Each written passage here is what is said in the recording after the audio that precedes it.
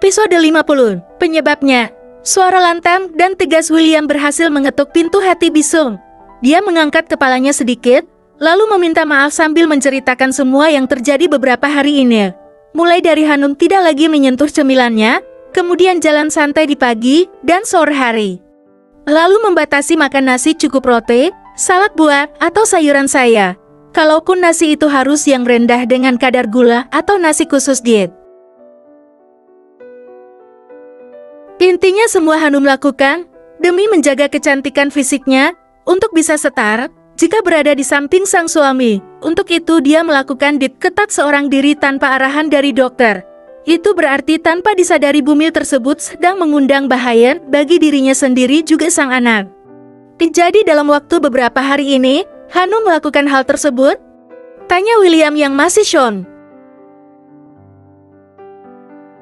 Iya, Tuan. Padahal saya sudah sering mengingatkan, jika ibu hamil tidak seharusnya melakukan diet ketat seperti itu. Seandainya memang harus melakukan hal tersebut, harus dalam anjuran dokter ahli gizi, juga dokter kehamilan, yang selalu menangani kehamilan Nyonya Hanum. Akan tetapi, Nyonya selalu membantah perkataan saya, Nyonya bilang semuanya akan baik-baik saja.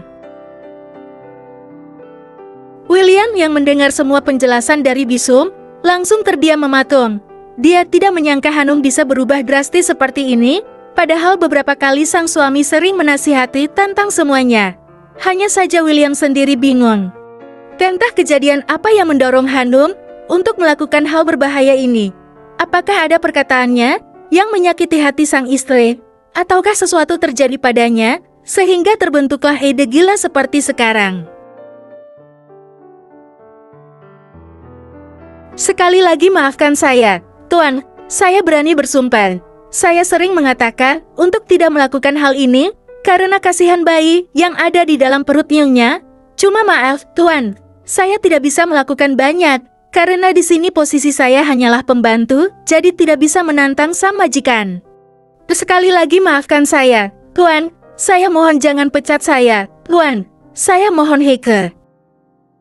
William yang dari tadi terdiam, langsung beralih menatap wajah Bisum yang sudah berlinang air mata di pipinya. Dia paham semua ini bukan salah sang pembantu. Bagaimanapun William percaya, jika Bisum pasti sudah melarang keras Hanum.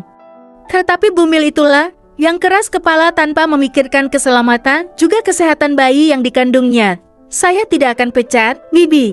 Saya paham posisi Bibi. Cuma yang saya bingungi, kenapa Hansa bisa berubah drastis seperti itu? Sementara saya tidak pernah meminta dia untuk diet. Terus kenapa dia? Maaf, Tuan. Saya potong pembicaraannya. Saya baru ingat, semua perubahan Nyonya Hanum itu bermula setelah pulang dari makan siang bareng Tuan. Dari situ Nyonya mengatakan untuk menyingkirkan semua cemilan, makanan, apapun itu yang biasa dilakukan olehnya, dan menggantikan dengan makanan sehat seperti salad buah, salad sayur. Kemudian beras khusus diet. Masak juga menggunakan minyak terbaik supaya tidak menjadi lemak di dalam tubuhnya. Kali ini, William tidak bisa berdiam diri. Hanum sudah kelewat batas untuk menyiksa dirinya tanpa memikirkan sang anak. Segera mungkin sang suami harus bisa mencari tahu siapa yang mendorong sang istri untuk melakukan hal konyol.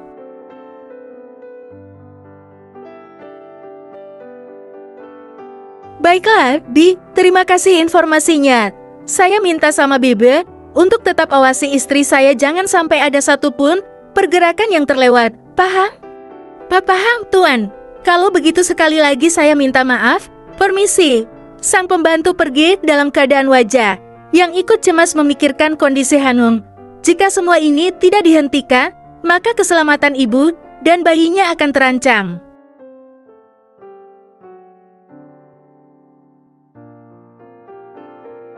Pagi hari tepat di kantor, William langsung meminta Ryan untuk menyelidiki apa yang sebenarnya terjadi setelah makan siang waktu itu. Cepat cari tahu sebenarnya istri saya ada masalah apa di restoran itu. Apa yang membuat dia berubah sampai seperti ini? Setelah kamu menemukan semua bukti segera berikan pada saya, ngerti? Siap, Tuan. Kalau begitu saya pamit. Saya akan mencari tahu semuanya di restoran itu tanpa ada yang terlewat sedikit pun.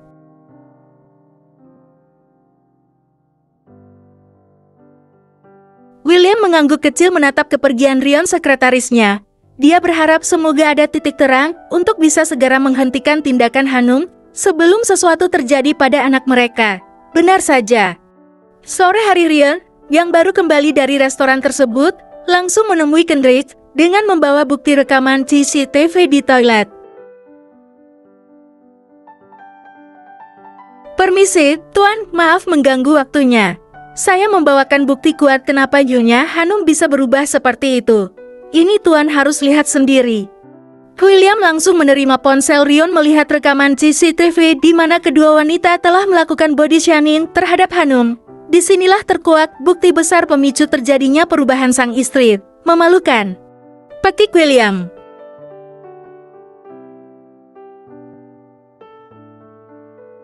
Lakukan apa yang harus kamu lakukan terhadap kedua wanita itu, ngerti?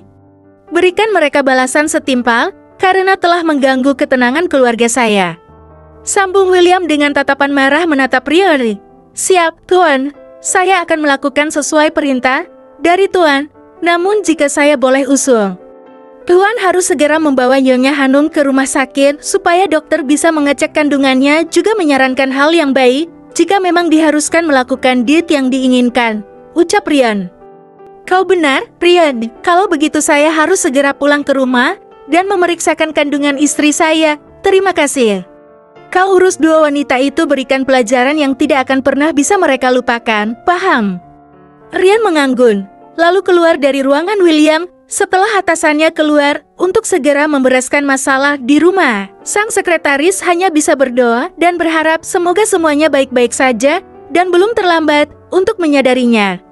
Setelah itu Rion menelepon seseorang yang ditugaskan untuk melakukan sesuatu terhadap kedua wanita yang sudah menghina bahkan melakukan body shaming terhadap istri dari pengusaha sukses dan terkenal. Bersambung.